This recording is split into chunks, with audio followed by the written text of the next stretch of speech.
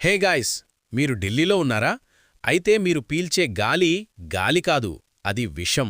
జనవరి 17 రాత్రి ఢిల్లీలో కాలుష్య స్థాయిలు ఒక్కసారిగా ప్రమాదకర పరిమితులను దాటేశాయి.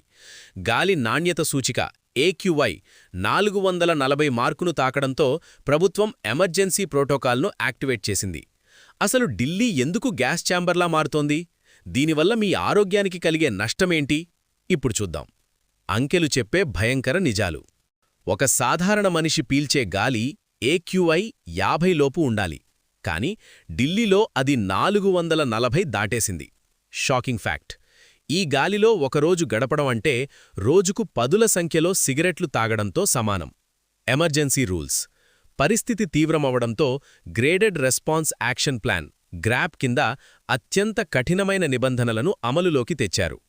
అసలు కారణమేంటి? దీనికి కేవలం పంట వ్యర్థాలు తగలబెట్టడమే కారణం కాదు. వాతావరణం. విపరీతమైన చలి మరియు గాలివేగం తగ్గడం వల్ల కాలుష్య కారకాలు భూమికి దగ్గరగా పేరుకుపోయాయి. ట్రాఫిక్ మరియు దుమ్ము. వాహనాల నుంచి వచ్చే పొగ, నిర్మాణ రంగం నుంచి వచ్చే దుమ్ము చెల్లాచెదురు అవ్వడానికి గాలి లేకపోవడంతో అది విషపూరితమైన పొగమంచులా, స్మాగ్లా మారింది. ఇన్వర్షన్. చల్లని గాలి వేడిగాలిని కిందటు నొక్కేయడం వల్ల కాలుష్యం ఒక మూత పెట్టినట్టుగా ఢిల్లీపై ఉండిపోయింది. మీ ఆరోగ్యం జాగ్రత్త.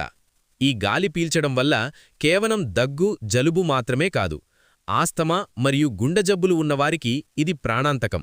పిల్లల ఊపిరితిత్తుల అభివృద్ధిపై ఇది తీవ్ర ప్రభావం చూపుతుంది. ముఖ్యంగా ఉదయం పూట వాకింగ్లు, వ్యాయామాలు ప్రస్తుతానికి మానుకోవడమే ఉత్తమం. ముగింపు. ఏటా ఇదే తంతు. ఎమర్జెన్సీ రూల్స్ వస్తాయి, వాతావరణం మారాక తగ్గిపోతాయి. కానీ శాశ్వత పరిష్కారమెక్కడా? ప్రజా రవాణాను పెంచడం, కాలుష్య నియంత్రణపై కఠినంగా ఉండటం ఎప్పుడు జరుగుతుంది? ఢిల్లీ కాలుష్యంపై మీ అభిప్రాయమేంటి? కామెంట్ చేయండి. స్టే సేఫ్, మాస్క్ ధరించండి.